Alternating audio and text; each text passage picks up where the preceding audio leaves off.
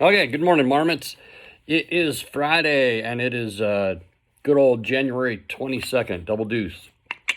And we are 1 week away from the quarter coming to a close and semester wrapping up. I toyed around with some report cards yesterday and some pretty good stuff for a couple people that I was looking at. I'm going to be able to give some people some pretty good amount of credits as long as they've been participating and doing what they want. So the goal is at this point, you guys, is to have 3 credits. That's the goal. That's kind of the bar, because half a year of schooling is 3 credits, a full year is 6. Some people, one student that I was looking at yesterday actually got almost 5. That's pretty awesome. I'm really excited about being able to have some liberal ways of awarding you guys your hard work. So I'm going to be working on those going forward all the way up until not next week, the following week, when we'll send those out to your parents. I've also contacted a parent or two about grades and credits and all that good stuff. So on this date in history, so we are January 22nd. The one that I chose, the only one that I looked up, because I knew it was today, because I actually just watched a documentary slash, it wasn't a doc, it was a docu-series, but it was, they used like real actors.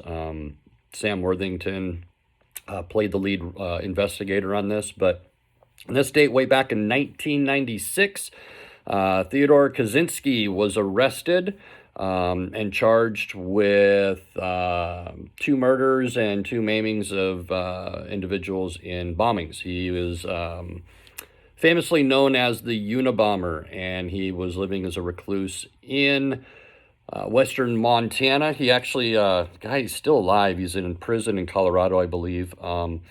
But he actually was a brilliant mind. He graduated from Harvard with a degree in mathematics, and he actually taught math at University of California, Berkeley, which is kind of one of the elitist colleges. Some of your more important brains and minds have attended that school. So yeah, it's he was a very brilliant man, and for some reason or another, back around 1969, 1970, he walked away from the professorship at Berkeley and kind of became a recluse. He lived in a 10 by 12 foot shack in the middle of the woods. No water, no heat, none of that stuff. And he started making bombs. And he was sending them out via mail bombs, package bombs. And he ended up in the end killing 3 people and injuring 20 others. This spanned about 15 years. It could be just a hair longer than that, but I think the first bomb was around 1980-ish, 81, and he was still continuing to manufacture and send those out up until he was caught. His brother is actually the reason why they caught him, because the one mistake that Kaczynski made, because he was a recluse and they had no clue who he was and they never would have found him, was he wrote this manifest manuscript and sent it to all the newspapers around the country, and the Washington Post and New York Times came together and actually collaborated in printing it. And by doing so, his brother, David Kaczynski, recognized some of the language in the transcript and alerted the FBI, and they closed in on him and arrested him on this date back in 96.